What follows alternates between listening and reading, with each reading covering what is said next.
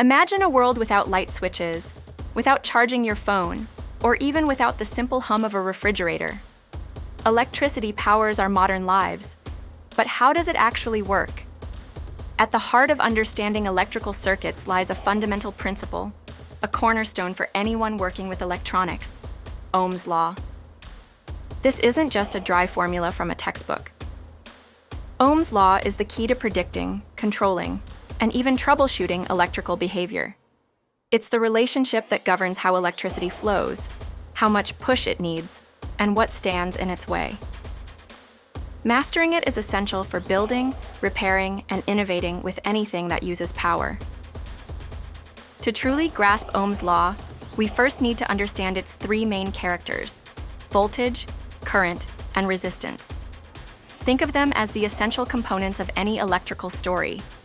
Each plays a distinct role, yet they are inextricably linked.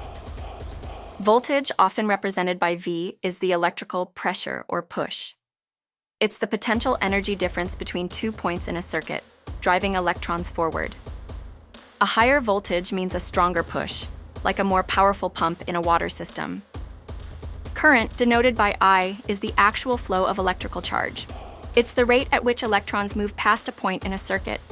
Think of it as the volume of water flowing through a pipe. More current means more electrons moving per second. Resistance, symbolized by R, is the opposition to the flow of current. Every material offers some resistance, impeding the movement of electrons. It's like a narrow pipe or a partially closed valve restricting the water flow. Higher resistance means less current for a given voltage. Ohm's law beautifully describes how these three quantities interact.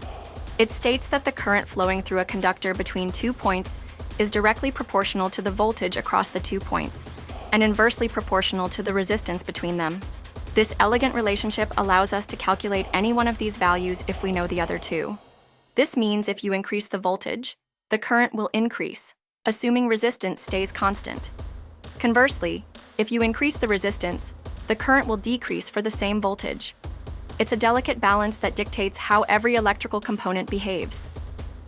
The core of Ohm's law is expressed in a simple yet powerful equation: V aux I x R. This formula tells us that voltage equals current multiplied by resistance. It's the most common way to express the law, but it can be rearranged to find any of the three variables. If you need to find the current, you can rearrange the formula to I over V R. This means current equals voltage divided by resistance. It shows that current is directly proportional to voltage and inversely proportional to resistance. And if you need to determine the resistance, the formula becomes R archer V or karcher I.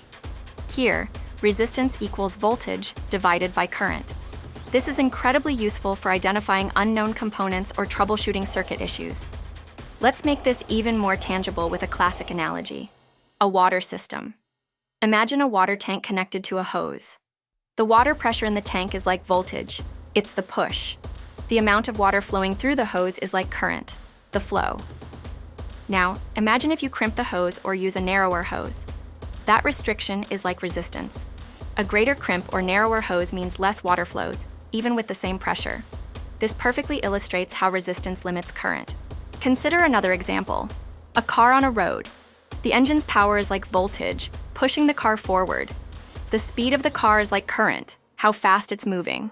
The friction from the road or air resistance is like electrical resistance, slowing the car down.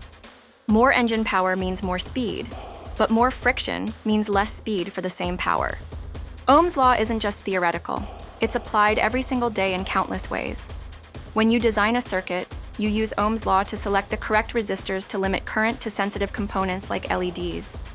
Without the right resistor, an LED would burn out instantly due to excessive current.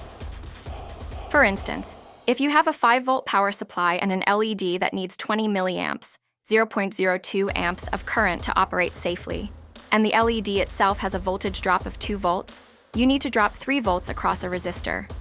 Using R factor V I, you'd calculate R factor 3 volts, 0.02 amps, which equals 150 ohms. This tells you exactly what resistor to use. Electricians use Ohm's law to calculate the correct wire gauges for household wiring, ensuring they can safely carry the required current without overheating. Technicians troubleshoot faulty circuits by measuring voltage and current to determine if a component's resistance is out of specification.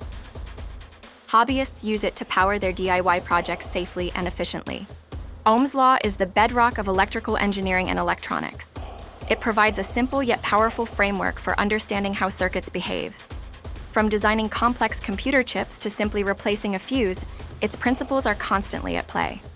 It allows us to predict outcomes, prevent damage, and optimize performance in any electrical system. Without a solid grasp of Ohm's Law, working with electricity would be a guessing game, potentially dangerous and certainly inefficient. It empowers you to move beyond simply connecting wires and truly understand the invisible forces at work. So, the next time you plug in a device or flip a switch, remember the fundamental relationship between voltage, current, and resistance. Ohm's Law is not just a formula, it's the language of electricity, enabling innovation and ensuring safety in our electrified world. Keep exploring, keep building, and keep learning.